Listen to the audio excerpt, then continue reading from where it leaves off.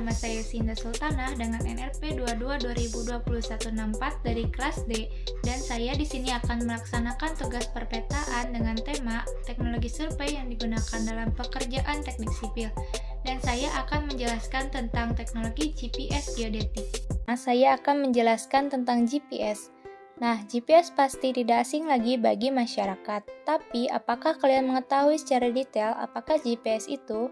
Nah, GPS adalah singkatan dari Global Positioning System dengan pengertiannya merupakan sistem penentuan posisi yang menggunakan teknologi satelit. GPS mulai dikembangkan pada tahun 1973 oleh Departemen Pertahanan Amerika dan mulai digunakan untuk menyelesaikan permasalahan geodesi sejak tahun 1983. Sistem GPS memiliki 24 satelit yang ditempatkan pada 6 buah orbit di mana terdapat 4 satelit pada masing-masing orbit.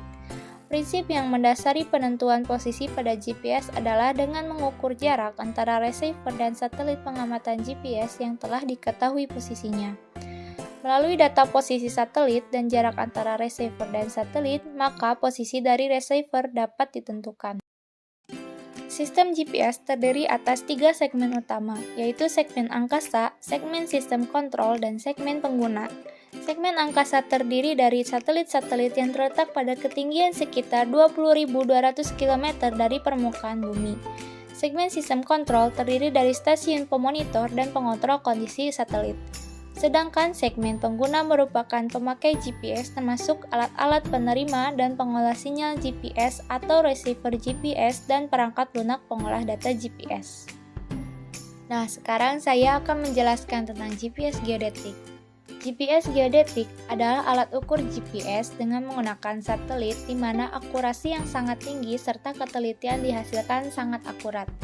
Alat ini dapat digunakan dalam pengukuran lahan seperti hutan atau perkebunan dengan akurasi 5-10 mm.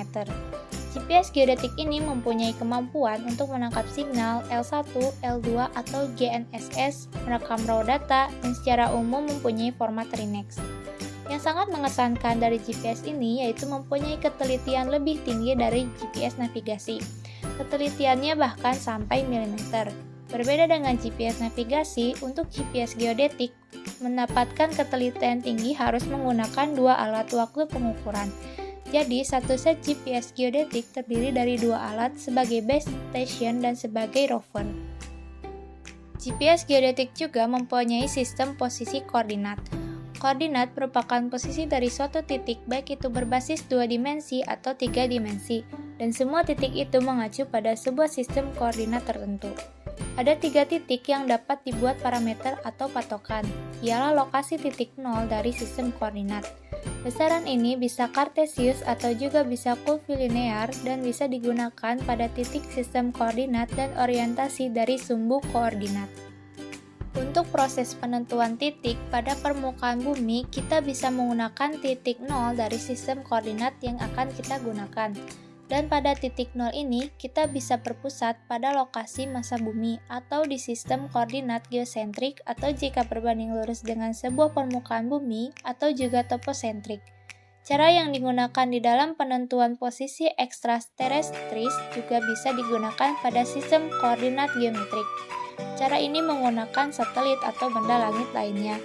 Tapi untuk sistem koordinat toposentrik ini kita dapat menggunakan cara atau metode pengukuran teoretis. Nah, sekarang kita ke fungsi dari GPS geodetik. Jenis geodetik merupakan tipe receiver GPS yang relatif sangat hebat dan sangat canggih dan paling mahal serta pastinya bisa memberikan data yang sangat akurat. GPS geodetik ini juga pada umumnya bisa digunakan untuk proyek aplikasi untuk menentukan ketelitian yang tinggi. Jenis ini juga dibagi jadi beberapa klasifikasi. Jenis pertama adalah satu frekuensi atau L1 dan jenis yang kedua adalah tipe 2 frekuensi atau L1 dan L2. Gelombang L1 ini akan membawa dan merekam data pseudorance dan data fase atau kode P dan C per A serta pesan navigasi. Sedangkan gelombang L2 bisa membawa kode P dan pesan navigasi dengan sebuah posisi diferensial. Proses pemetaan bisa dilakukan mulai dari jarak beberapa meter sehingga prosesnya sangat mudah sekali. Hal seperti ini yang menjadi salah satu keunggulan dari alat modern seperti ini. Tidak hanya itu, proses pemetaan yang dilakukan juga dengan kode C/A.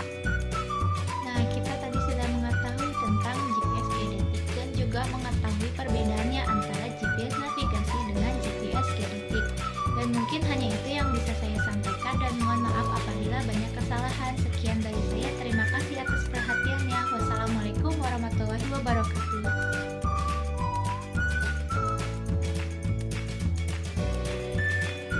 Thanks for watching.